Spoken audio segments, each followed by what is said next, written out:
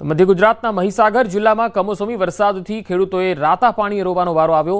News 18 ગુજરાતીની team ground zero પર પહોંચી વિવિધ તાલુકામાં જઈને ખેડૂતોની પરિસ્થિતિ જાણવાનો પ્રયાસ કર્યો।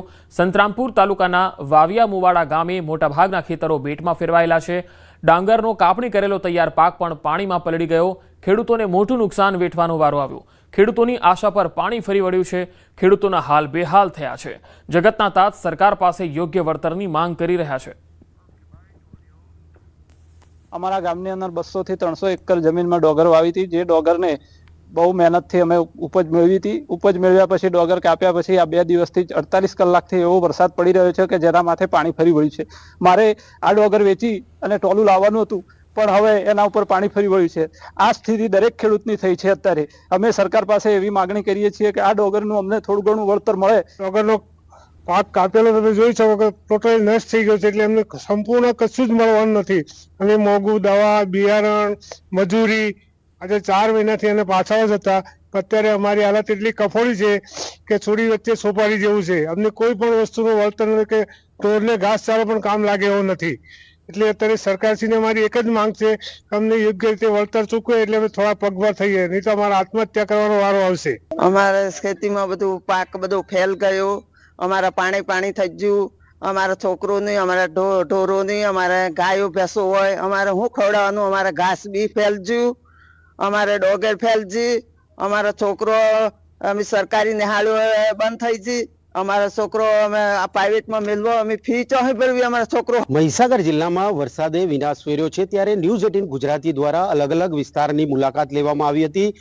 સૌપ્રથમ લુણાવાડા તાલુકા, બાદમાં વીરપુર અને આજે સંતરામપુર તાલુકામાં પહોંચી છે કે જ્યાં તળાવ બેટમાં ફેરવાયા છે। વરસાદે વિનાશ વેર્યો હોય તેવા દ્રશ્યો અહીંયા જોવા મળી રહ્યા છું। દ્રશ્યો બતાવી રહ્યો છું। આ એક ખેતરના કે જ્યાં ઊભી ડાંગર હતી અને ઊભી ડાંગરની અંદર જે વરસાદના પાણી ઘૂસ્યા હતા તે વરસાદના પાણીએ તમામ જે ડાંગર છે તે ફેલ થઈ ગઈ છે, કાળી પડી ગઈ છે। જોઈ શકાય છે દ્રશ્યોની અંદર કે જે પાણી છે તે ડાંગરની ઉપર છે તે તરી રહ્યું છે। દ્રશ્યોમાં જોઈ શકો છો કે તમામ જે ડાંગર છે તે પાણીની અંદર ફેલ થઈ ચૂકી હોય તેવા દ્રશ્યો અહીંયા જોવા મળી રહ્યા છે। બીજું પણ એક ખેતર બતાવવાની કોશિશ કરી રહ્યો છું કે જે બીજું ખેતર છે ત્યાં પણ પાણી જોવા મળી રહ્યું છે। દ્રશ્યો જોઈ શકો છો કે તમામ જે પાણી જે ખેતરો છે તે તળાવમાં બેટમાં ફેરવાયા તેવા દ્રશ્યો અહીંયા જોવા મળી રહ્યા છે। ખેડૂતોએ અનેક જે ખેતીવાડી અધિકારી છે તેમને પણ રજૂઆત કરી છે કે અમારો તમામ જે પાક છે તે ફેલ થઈ ચૂક્યો છે, જેથી કરીને અમને વળતર આપો તેવી પણ માંગ અહીંયા ખેડૂતો દ્વારા ઉઠવા પામી છે। બીજી તરફ દ્રશ્યો બતાવી રહ્યો છું કે જે કાપેલી ડાંગર અહીંયા દ્રશ્યો જોઈ શકો છો કે કાપેલી ડાંગર છે તેની અંદર પણ પાણી જોવા મળી રહ્યું છે। કહી શકાય કે ક્યાંક ને ક્યાંક અહીંયા તૈયાર થઈ ગયેલો માલ કહી શકાય, પાક કહી શકાય, તે વાવણી કરી કાપી અને ખેડૂતે ખેતરની અંદર મૂક્યો હતો। આશા હતી કે આનો મબલક પાક મેળવી અને જાજા પૈસા હું ઉપજ કરીશ અને મારા જે ઘરની અંદર પ્રસંગ છે તે હું પૂરો કરીશ, પરંતુ ક્યાંક ને ક્યાંક જે આ ખેડૂતની આશા છે તેના પર પાણી ફરી વળ્યું છે। અત્યારે તમામ જે ખેતરો છે આ વિસ્તાર ખેતરો છે ત્યાં બેટમાં ફેરવાયા છે, એટલે કહી શકાય કે તમામ જે પાક છે તે અહીંયા નષ્ટ જવાના આરે આવી પહોંચ્યો છે। ત્યારે ખેડૂતો પણ સરકાર પાસે જે વળતરની માંગ છે તે કરી રહ્યા છે। ત્યારે હવે કેટલું વળતર આ ખેડૂતોને ચૂકવવામાં આવે છે તે જોવું રહ્યું।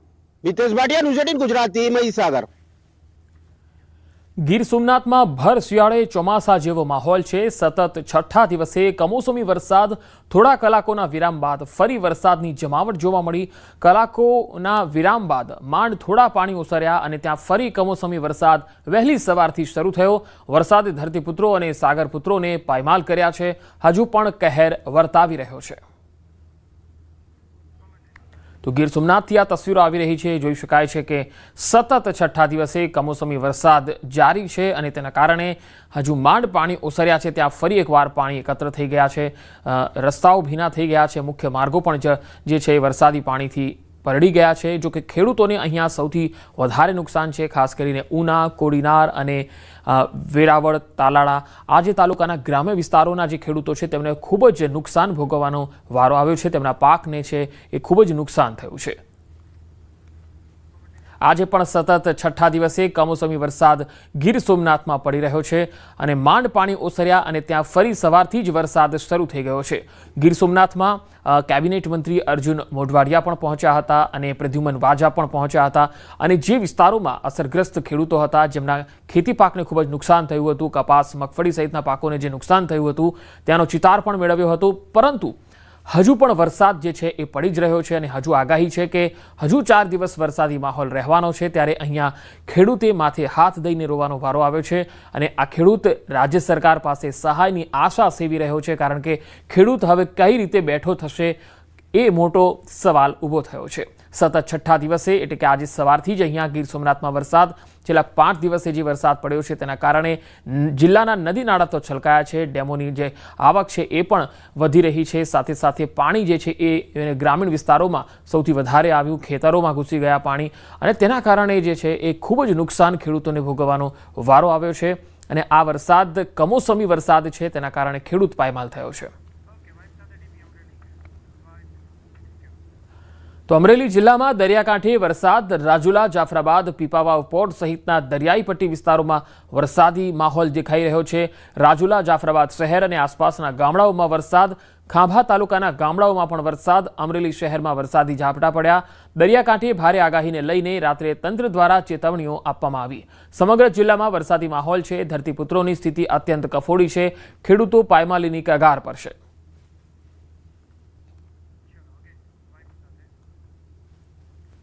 તો કમોસમી વરસાદે વલસાડ જિલ્લામાં પણ કહેર વર્તાવ્યો. સતત 4 દિવસ સુધી વરસાદ વરસતા ખેતી પાકને વ્યાપક નુકસાન થયું, જેથી ખેડૂતોએ રાતા પાણીએ રોવાનો વારો આવ્યો. કમોસમી વરસાદ પડતા મગફળીના તૈયાર થયેલા પાકને પણ નુકસાન થયું. ખેડૂતોએ રાત દિવસ મહેનત કરી અને ડાંગરનો પાક તૈયાર કર્યો, પરંતુ કમોસમી વરસાદે ખેડૂતોએ કરેલી મહેનત પર પાણી ફેરવી દીધું, જેથી ખેડૂતોને આર્થિક નુકસાની વેઠવાનો વારો આવ્યો. જિલ્લા ખેડૂત સંઘે જિલ્લામાં વરસાદથી થયેલી નુકસાનીનું તાત્કાલિક સર્વે કરી અને ખેડૂતોને વહેલી તકે વળતર ચૂકવવામાં આવે તેવી સરકાર સમક્ષ માંગ કરી. રાજ્યમાં છેલ્લા કેટલાક વર્ષોથી ઋતુચક્રમાં જે પરિવર્તન આવ્યું છે તેનાથી ખેતી પાકોને થતા નુકસાન અંગે કૃષિ તજજ્ઞ પણ ચિંતા વ્યક્ત કરી રહ્યા છે. ડાંગરના પાકને ભયંકર નુકસાન થઈ રહ્યું છે અને ખેડૂતો ડાંગર જે સિઝન પ્રમાણે લણી લેવો જોઈએ તે લણી શક્યા નથી, કારણ કે ખેતરમાં પુષ્કળ પાણી હોય છે. ડાંગર પાકી ગયું છે અને અત્યારે એ કોવાઈ જવાના પરિસ્થિતિમાં છે. એટલે ખેડૂતો આર્થિક રીતે ઘણા પાયમાલ થયા છે. સરકારને મારી વિનંતી છે કે કોઈ પણ સંજોગોમાં સર્વે કરાવી ખેડૂતોને રાહત મળે એવા પ્રયત્નો કરવા જોઈએ. તરફ વરસાદ જઈ રહ્યો છે અને નોનસ્ટોપ કોઈ પણ દિવસ કોઈ પણ ખેતી કાર્ય કરવા માટે કોઈ ગાળો આપતા નથી. આને લઈને ડાંગર, શાકભાજી, ચીકુના પાકમાં પણ પુષ્કળ નુકસાન છે. બધા ચીકુ પડી ગયા છે અને આ જે પ્રમાણે વાતાવરણ છે એને લઈને ફંગસ અને રોગ જીવાતનું પ્રમાણ એટલું વધશે કે લગભગ 100% પાક નિષ્ફળ વલસાડ જિલ્લામાં ગયો છે. તો જૂનાગઢ જિલ્લામાં કમોસમી વરસાદે તાંડવ સર્જી દીધું, જેના કારણે મગફળી અને અન્ય પાકોને મોટું નુકસાન થયું. ખેડૂતોની બેહાલી અને લાચારીના આ દ્રશ્યો જૂનાગઢના અગતરાઈ ગામના છે, જ્યાં અણધારી આફતથી ખેડૂતો ત્રાહિમામ પોકારી ગયા.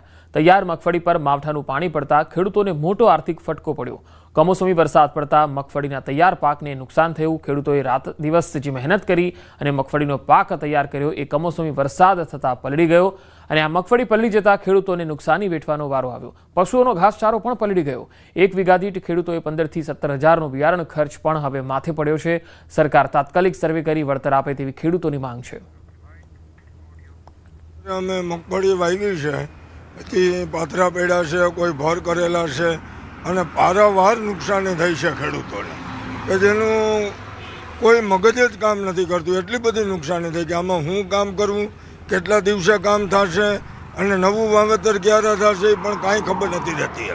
સરકાર પાસે શું રાહતની માંગણી? સરકાર પાસે જો ઝડપથી સર્વે કરે અને ખેડૂતોને રાહત આપે તો ઘણો બધો ફાયદો થાય. વાવેતર કરેલું, શરૂઆતમાં એ મગફળી અમારી ઉપર પાણી ફરી ગયું, બરાબર, પાયમાલ થઈ ગયા અને અત્યારે પાક તૈયાર થયો એ પાયમાલ થઈ ગયા. અત્યારે મેં ભોર ઢાંકીને રાખેલા છે તો એ 50% હાથમાં આવે એમ નથી અને મજૂરીનો કોઈ આર નથી, મજૂરો મળતા નથી અને અમે તો હાવ બરબાદ થઈ ગયા.